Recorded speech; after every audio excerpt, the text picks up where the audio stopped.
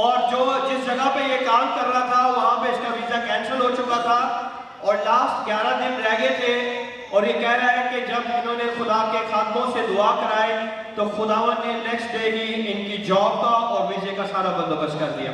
जोरदार तालियां बजाएं यीशु के नाम को जलाल देने के लिए।